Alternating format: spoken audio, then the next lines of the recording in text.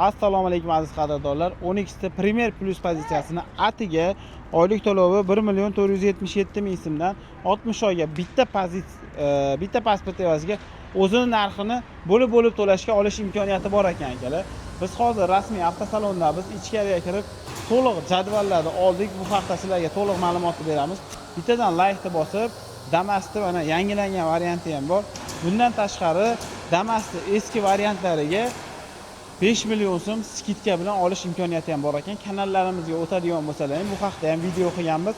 Bittadan like bosib qo'ysalaring, biz sizlarga 12 ta Premier Plus pozitsiyasi haqida video qilamiz. Bu yerda akalar Redline pozitsiyasi Premier Plus yo'q ekan. O'shaning uchun Trackerda 12 ta Redline'ning oldida video qilishga majbur bo'lyapman. Farqi, mana shu joylari qoraytirilgan bo'lmaydi, mo'ylovlar nikel bo'ladi, qizili bo'lmaydi. Mo'yta rangi ham qizil bo'lmaydi, diskalari ham qoraytirilgan bo'lmaydi. Qolgan joyi deyarli bir xil bo'ladi akalar.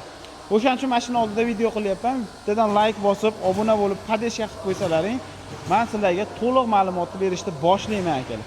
Demak, like bosib, obuna bosgan bo'lsalaring, biz boshladik akalar. Hozirroq bosing bo'lmagan bo'lsangiz. Xo'p, 10X Premier Plus avtomat korobka turbina variantini narxi 221 million, o'zini narxi. Endi 25% qancha bo'ladi deydigan bo'lsalaring, 55 million so'm bo'ladi.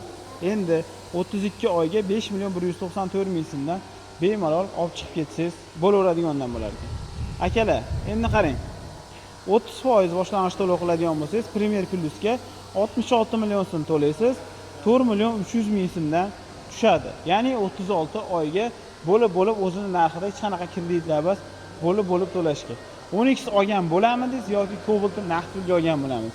Agar Cobalt rasochkaga berilsa, necha oyga berilganda olardingiz? Necha pul plus bor Cobalt uchun? Yoki umuman protsentsiz 5 yilga berilsin? Albatta o'zingizni fikringizni yozib qoldiring. 30% bilan to'lov qilsa qancha tushishiga o'tamiz endi.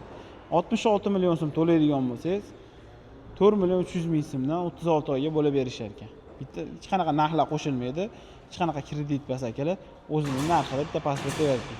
40% boshlang'ich to'lov qilsangiz 44 oyga berilar ekan. Ya'ni 88 million so'm to'laysiz, 88 million to'lagan taqdiringizda 3 million so'mdan 44 oyga chiqarib berishar ekan. 50% ni to'lasangiz 110 million so'm to'lashingiz kerak bo'ladi.